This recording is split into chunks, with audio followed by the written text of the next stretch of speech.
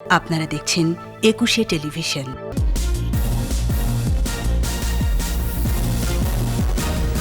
নিজস্ব শিপইয়ার্ডে তৈরি হবে যুদ্ধজাহাজ, জানালেন প্রধানমন্ত্রী। সার্বভৌমত্ব রক্ষায় নৌবাহিনীকে প্রস্তুত থাকার নির্দেশ। ভোট ডাকাতিতে বিএনপি চ্যাম্পিয়ন, বললেন ওবায়দুল কাদের। জনগণের সরকার প্রতিষ্ঠার আহ্বান ফখরুলের। এবং দোকান বরাদ্দ দেওয়া নিয়ম, সাইদ খোকন সহ 7 জনের বিরুদ্ধে মামলা, পিবিআইকে তদন্তের নির্দেশ।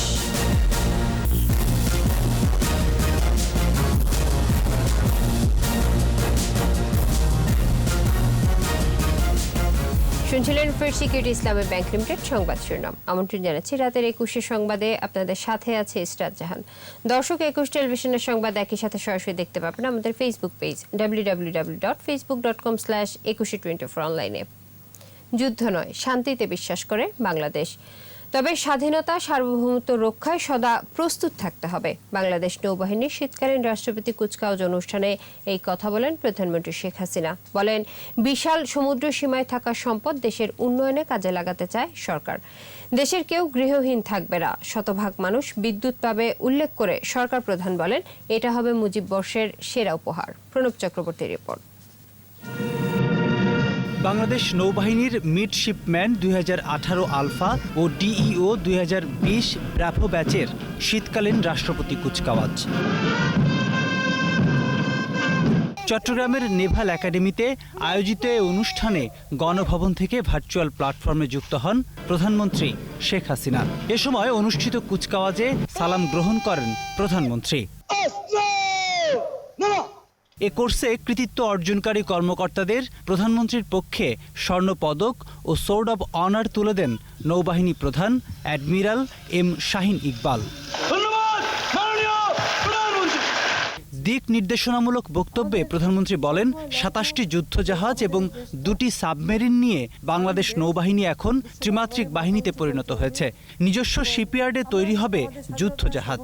তবে কারো সাথে বৈরিতা নয়, এ নীতিতেই চলবে বাংলাদেশ। কিন্তু কারোর সঙ্গে যুদ্ধ নয়, সকলের সাথে বন্ধুত্ব, কারোর সাথে বৈরিতা নয়। এই পররাষ্ট্র নীতি নিয়েই আমরা চলবো। আমরা শান্তি চাই, যুদ্ধ চাই না। কিন্তু আমাদের দেশের স্বাধীনতা সার্বভৌমত্ব রক্ষায় আমাদের সব ধরনের যেন উদ্যোগ থাকে এবং প্রশিক্ষণ থাকে। শেখ হাসিনা বলেন, 41 সালের ভবিষ্যৎ বাংলাদেশের নেতৃত্ব ভার পড়বে এসব তরুণ কর্মকর্তাদের ওপর।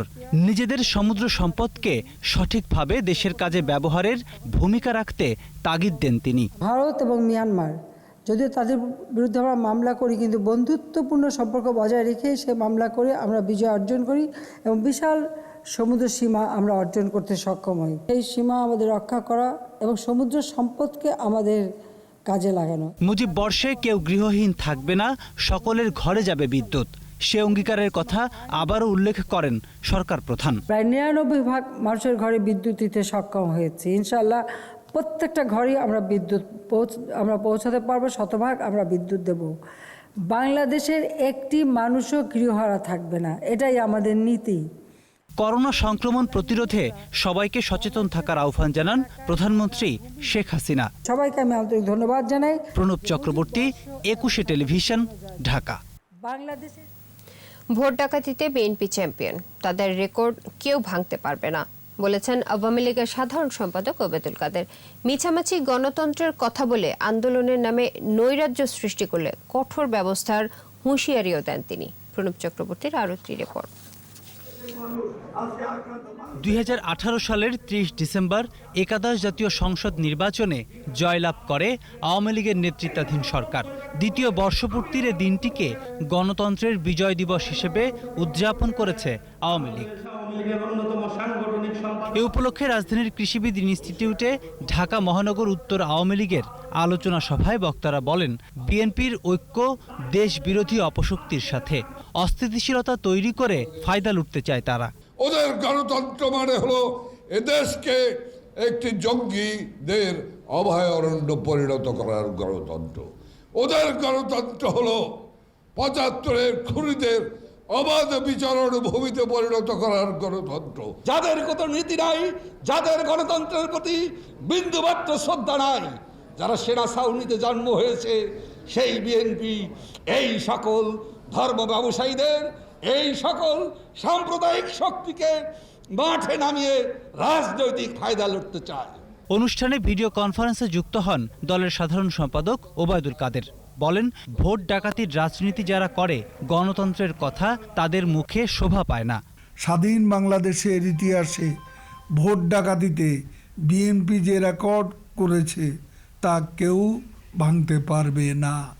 মির্জা ফখরুল বলেছেন, ধানের শীষে ভোট দিলে নাকি ইভিএমে নৌকার পক্ষে চলে যায়, তবে কি নৌকার ভোট ধানের শীষে যাওয়ায় গতকাল তাদের 2 জন পৌর মেয়র নির্বাচিত হয়েছে। বিরোধিতার রাজনীতি থেকে বেরিয়ে জনতার রায় মানতে বিএনপির প্রতি অনুরোধ জানান ওবায়দুল কাদের। নির্বিশেষে সকলকে প্রণব চক্রবর্তী, 21 টেলিভিশন, ঢাকা।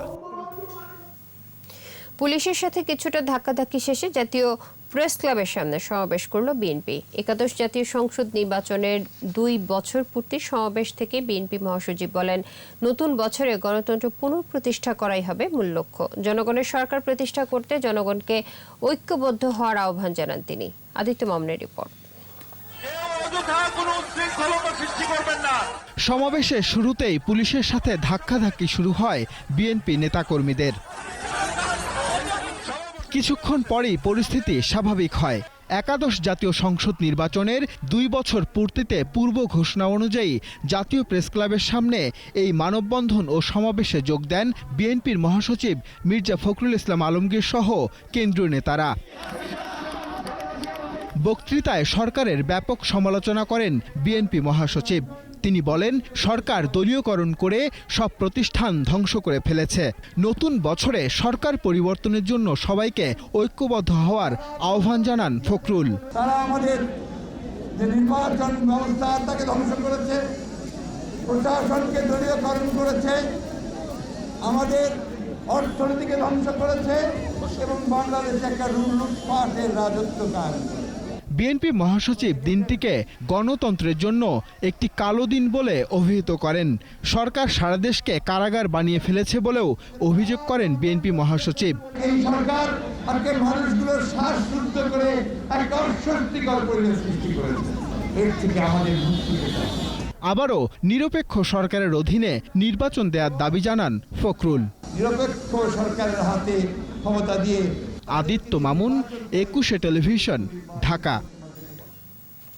প্রায় 35 কোটি টাকা আত্মসাতের অভিযোগে ঢাকা দক্ষিণ সিটি কর্পোরেশনের সাবেক মেয়র সাঈদ খোকন সহ 7 জনের বিরুদ্ধে করা মামলার আবেদন গ্রহণ করে তদন্তের নির্দেশ দিয়েছেন আদালত। 31 জানুয়ারির মধ্যে পুলিশ ব্যুরো অব ইনভেস্টিগেশন পিবিআইকে তদন্ত করে প্রতিবেদন দাখিলেরও নির্দেশ দেওয়া হয়েছে। বুধবার ঢাকা মহানগর হাকিম আশেক ইমাম এই আদেশ দেন। বিস্তারিত জানাচ্ছেন দীপু শিকদার। গত 8 ডিসেম্বর রাজধানীর ফুলবাড়িয়া সুপারমার্কেট 2-এর নকশা বহির্ভূত দোকান অপসারণে উচ্ছেদ অভিযান শুরু করে ঢাকা দক্ষিণ সিটি কর্পোরেশন ডিএসসিসি। মার্কেটে 911টি নকশা বহির্ভূত দোকান আছে। এর মধ্যে 2/3 উচ্ছেদ করা হয়েছে। অবশিষ্ট দোকান উচ্ছেদে অভিযান অব্যাহত আছে। অভিযান শুরুর দিন কয়েক দফায় দোকান মালিক ও কর্মচারীদের সঙ্গে পুলিশের সংঘর্ষ হয়। তবে পরে অভিযান নির্বিঘ্নে চলছে।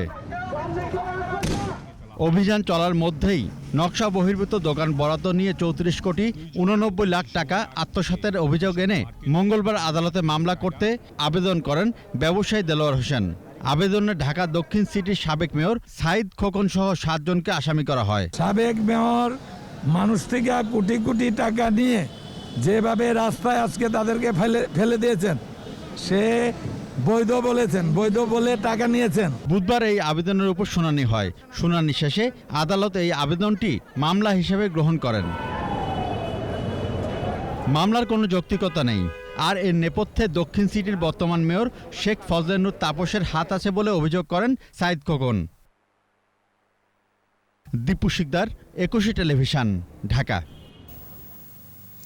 24 ঘন্টায় দেশে করোনায় আক্রান্ত হয়ে আরও 22 জনের মৃত্যু হয়েছে। এই নিয়ে মৃতের সংখ্যা দাঁড়ালো 7,531 জনে। স্বাস্থ্যমন্ত্রী জাহিদ মালিক আবারও বলেছেন, জানুয়ারি শেষে ভারতের সিরাম ইনস্টিটিউট থেকে দেশে আসবে ভ্যাকসিন। রাসেল খানের রিপোর্ট।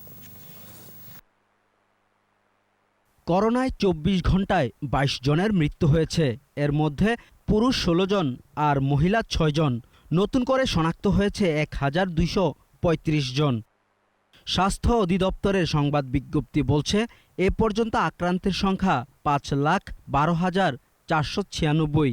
দেশের বিভিন্ন হাসপাতালে ও বাড়িতে উপসর্গবিহীন রোগী সুস্থ হয়েছেন 1,507 জন। এ পর্যন্ত সুস্থ হয়েছেন 4,56,070 জন। 24 ঘন্টায় 180টি ল্যাবে অ্যান্টিজেন টেস্ট সহ নমুনা পরীক্ষা হয়েছে 15,408 জন। এ পর্যন্ত নমুনা পরীক্ষা হয়েছে 32,14,344 জনের। এদিকে রাজধানীর মহাখালীতে করোনা নিয়ে আলোচনা সভার আয়োজন করে স্বাস্থ্য অধিদপ্তর। আমরা অতি দ্রুত এই বিষয়গুলো। এ সময় স্বাস্থ্যমন্ত্রী বলেন, করোনার দ্বিতীয় ঢেউ নিয়ন্ত্রণে রয়েছে, অর্থনীতির চাকাও স্বাভাবিকভাবে সচল রয়েছে। সেরাম ইনস্টিটিউট যেভাবে আমাদেরকে খবরাখবর দেয়, জানায়, আমরা আশা করি জানুয়ারি মাসের শেষে অথবা তার আগেও আমরা ভ্যাকসিন পেয়ে যেতে পারি, যেহেতু এটা অনুমোদনের প্রক্রিয়া খুব তাড়াতাড়ি হয়ে যাচ্ছে। তবে সংক্রমণ ঠেকাতে যথাযথভাবে মাস্ক ব্যবহারের প্রতি গুরুত্ব দেন স্বাস্থ্যমন্ত্রী। জাতি সুস্থ থাকলেই আমাদের স্বপ্ন পূরণ হবে। রাসেল খান, 21 টেলিভিশন, ঢাকা। যাচ্ছি বিরতিতে। নো মাস্ক নো সার্ভিস বিধি মেনে চলুন, সুস্থ থাকুন। ফিরে এসে যা থাকছে।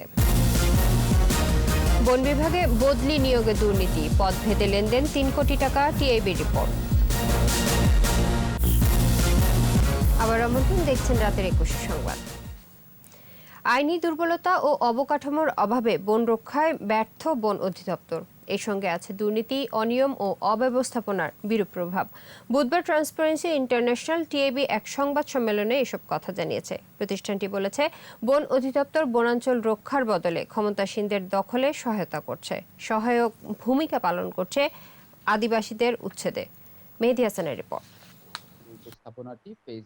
বন অধিদপ্তরের সুশাসনের চ্যালেঞ্জ ও উত্তরণের উপায় নিয়ে টিআইবির এই সংবাদ সম্মেলন। এতে তুলে ধরা হয় একটি গবেষণা প্রতিবেদনের পর্যবেক্ষণ।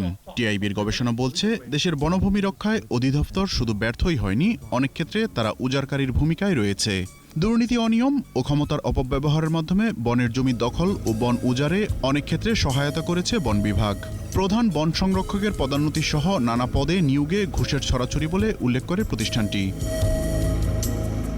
বন ও বন্যপ্রাণী সংরক্ষণ সংক্রান্ত 93 বছরের পুরাতন আইন, বন সুরক্ষায় প্রয়োজনীয় বরাদ্দ ও অবকাঠামোর অভাব, বন থেকে রাজস্ব সংগ্রহের লক্ষ্যমাত্রা নির্দিষ্টকরণ, জনবলের অভাব এবং তথ্যের ঘাটতি বনাঞ্চল উজাড়ে সহায়ক বলে জানিয়েছে টিআইবি। প্রতিষ্ঠানটি বলছে, এসব আইন ও বিধিবিধান সংস্কার করে বন অধিদপ্তরকে কার্যকর করতে সরকারের উদ্যোগও পর্যাপ্ত নয়। সরকার কেন একটা সংরক্ষিত বনকে ইউনিয়ন পরিষদ ঘোষণা করে, সেটা তো আসলে ক্ষমতার অপব্যবহার।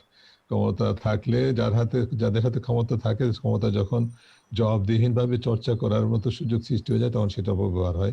এসব দুর্বলতার কারণে উজাড় হচ্ছে বন, উপকূলীয় অঞ্চলে জলবায়ু পরিবর্তনের ঝুঁকি বেড়েছে। উপকূলীয় বনাঞ্চল যেভাবে অবারিতভাবে উজাড় করা হচ্ছে, সেটা যদি অব্যাহত থাকে, তাহলে জলবায়ু পরিবর্তনের কারণে অভিযোজনের ব্যয় বাংলাদেশের জন্য অস্বাভাবিকভাবে বেড়ে যাবে।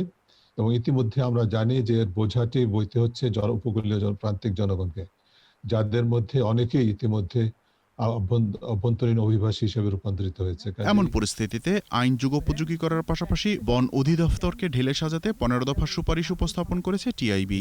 আমূল পরিবর্তন দরকার, সংস্কার দরকার, আইনের পরিবর্তন দরকার, নতুন আইন করা দরকার। মেহেদী হাসান, 21 টেলিভিশন, ঢাকা।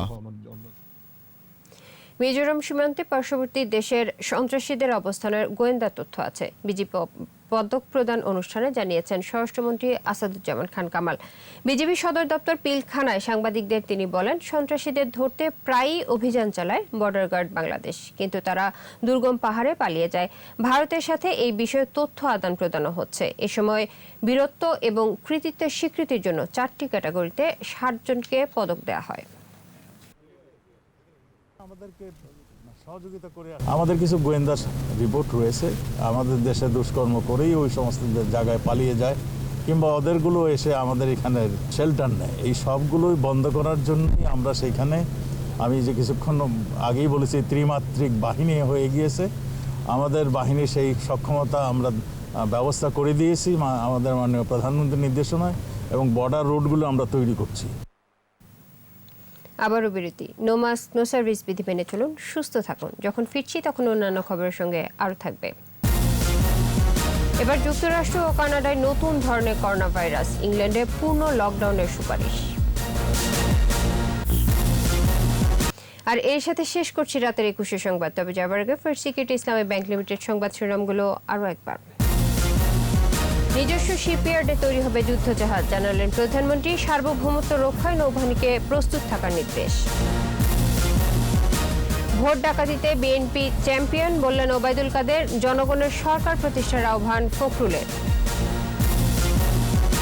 এবং দোকান বরাদ্দে অনিয়ম, সাইদ খোকন সহ 7 জনের বিরুদ্ধে মামলা, পিবিআইকে তদন্তের নির্দেশ।